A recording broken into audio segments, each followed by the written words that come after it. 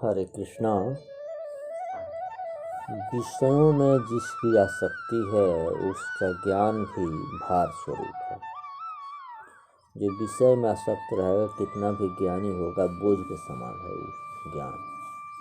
अविवेक के लिए शास्त्र भार रूप बनते हैं।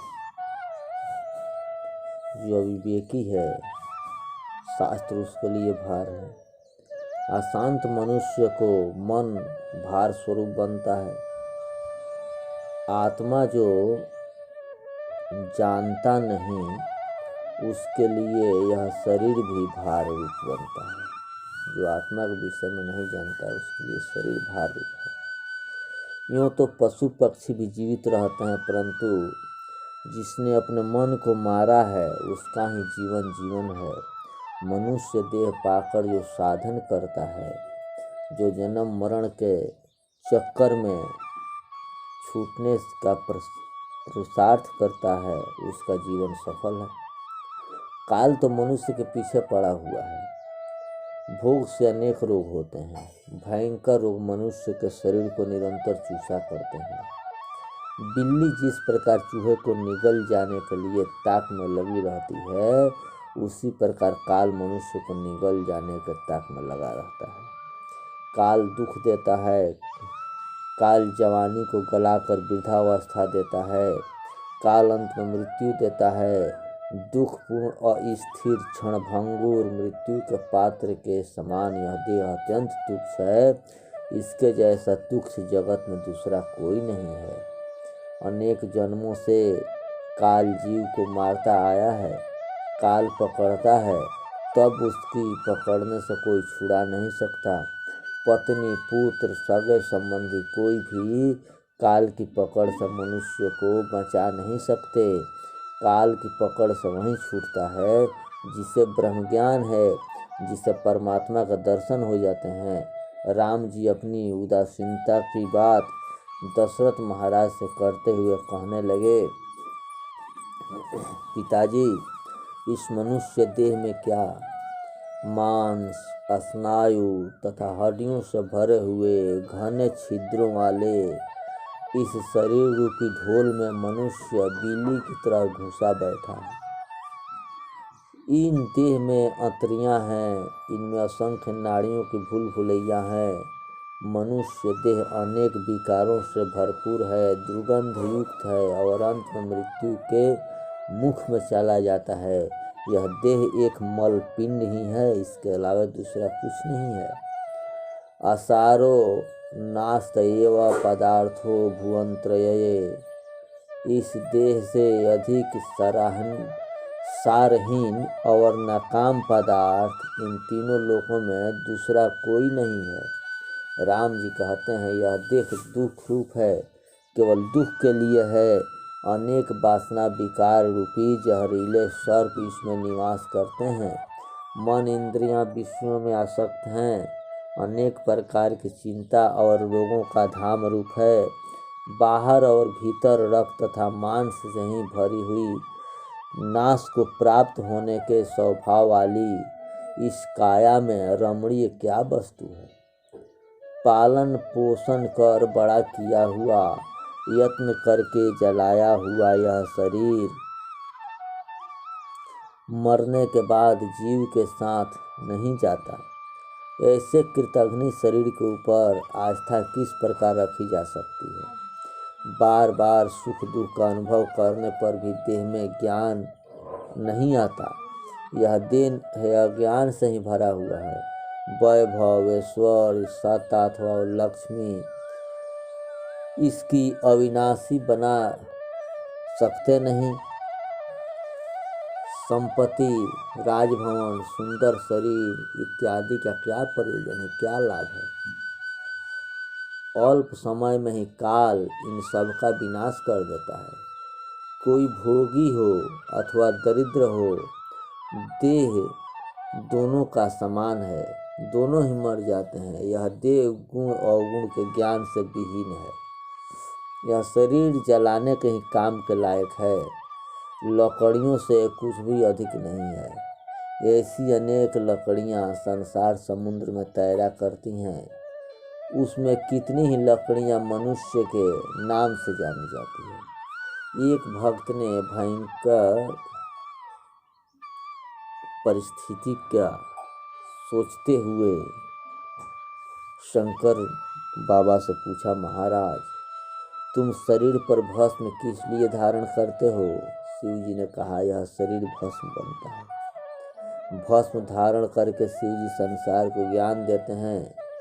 तुम शरीर को बहुत लाड़ लड़ाते हो, शरीर सुख तुम्हारा सुख है ऐसा मानते हो, परंतु शरीर तो चिता की राख है। यह शरीर एक दिन शमशान में जाएगा, परंतु मनुष्य को लज्जा नहीं आती। यह शरीर का बहुत लाड़ लड़ाता है, भोग भोगा करता है, विषय भोग के कीचड़ में भरे हुए घड़े के समान है, जिसमें यह मनुष्य देह डूबा रहता है। अल्प समय में ही यह जर्जित हो जाता है, जर्जर हो जाता है, दुर्दशा को प्राप्त होकर मृत्यु के शरण में चला जाता है, भस्मीभूत हो जाता है।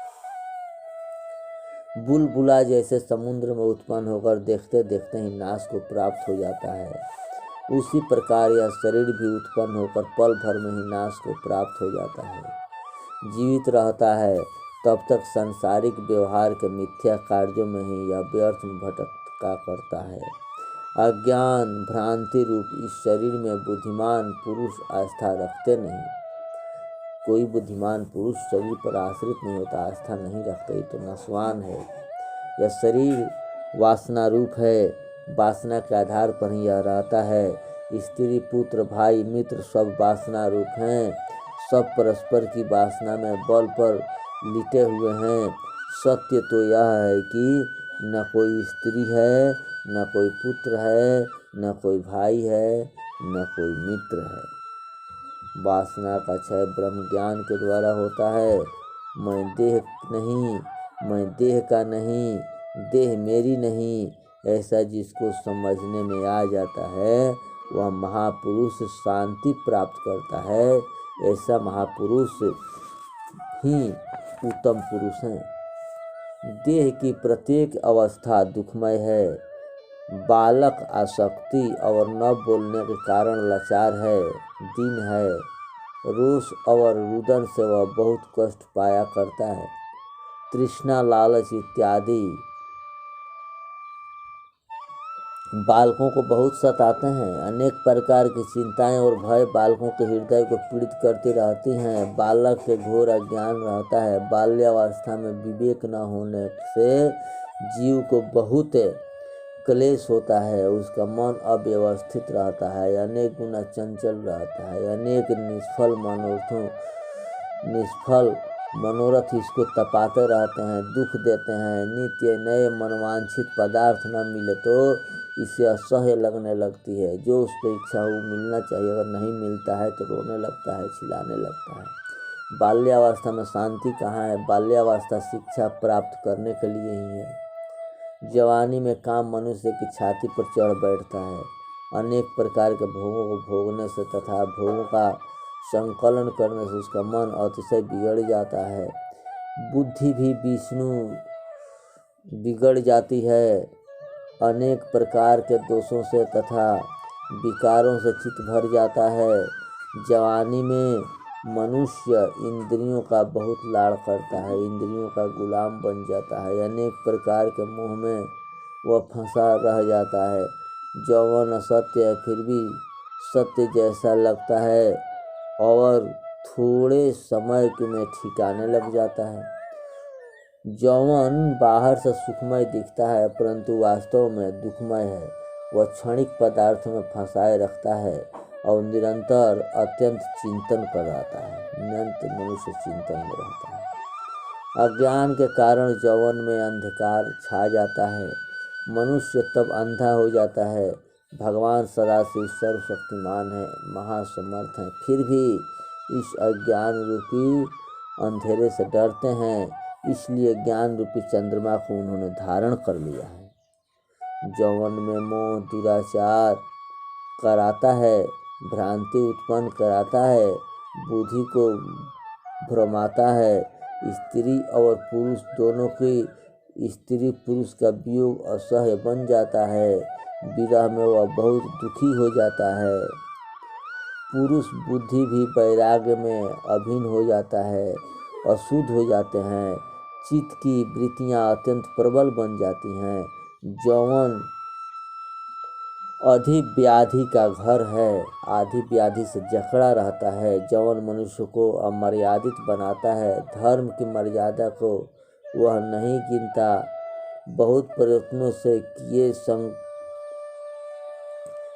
से संग्रह किए हुए सद्गुण टल जाते हैं, अनेक दोष जागृत हो जाते हैं। यौवन मनोरथों को बढ़ाता है, इच्छाओं को बढ़ाता है, राग द्वेष को बढ़ाता है, संताप बढ़ाता है, अशांति बढ़ाता है, मन को पागल बनाता है। ऐसी युवावस्था में जो प्रसन्न होता है वह बुद्धिविहीन है, पशु समान है। देह के सुख में जो लवलीन रहता है वह पशु की अपेक्षा, कीड़े की अपेक्षा भी हीन है। मनुष्य अज्ञान से और अभिमान से यौवन में आसक्त होता है और पीछे पछताता है। कोई भाग्यशाली जीव ही यौवन में विनय विवेक रख सकता है, सद्गुण टिका सकता है, सत्संग कर सकता है और प्रभु की भक्ति में चित्त जोड़ सकता है।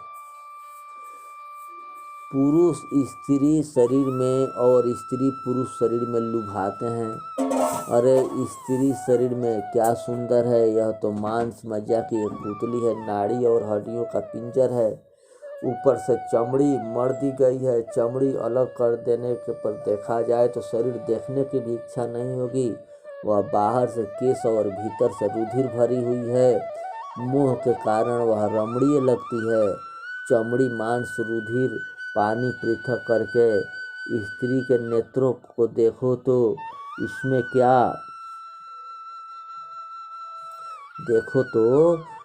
क्या रमणीय पदार्थ है।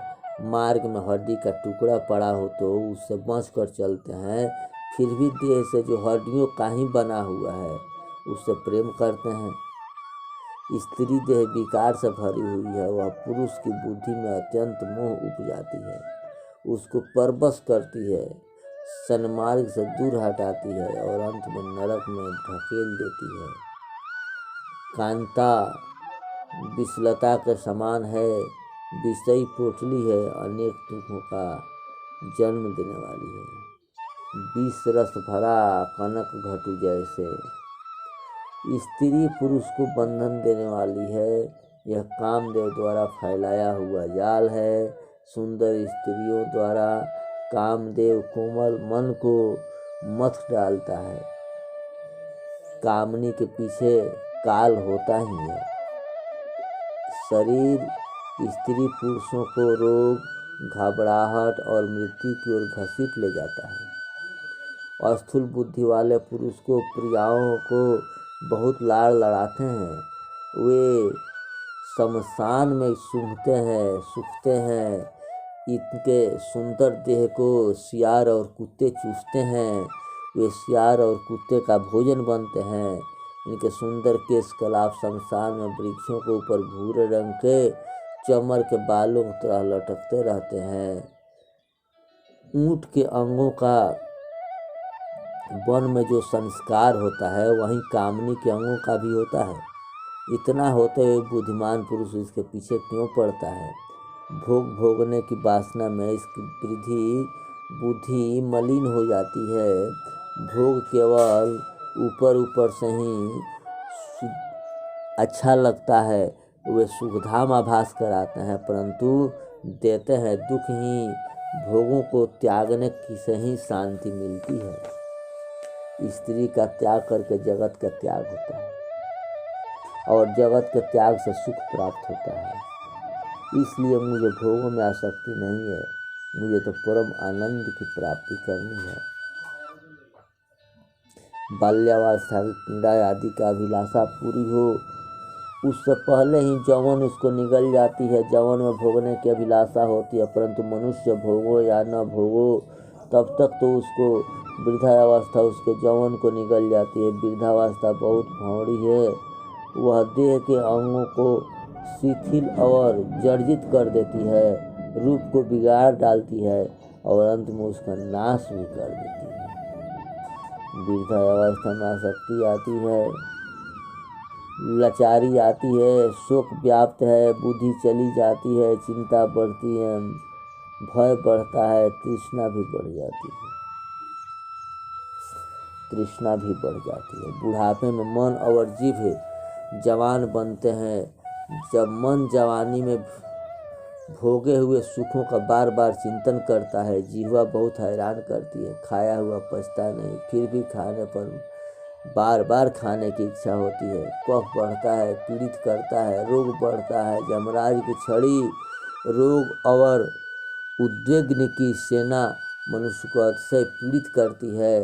काल छाती के ऊपर चढ़ बैठता है और उससे इंद्रियां क्रिया रहित बन जाती हैं। लोग हंसी उड़ाते हैं, कोई ऐसा करता नहीं। घर वाले अपमान करते हैं और आसक्त हुए बैल की तरह उसको छोड़ देते हैं। फिर भी मनुष्य की जाने की इच्छा रह जाती है। यह कैसी विडंबना है, कैसी विडंबना है। इसका अगला भाग अगले एपिसोड में।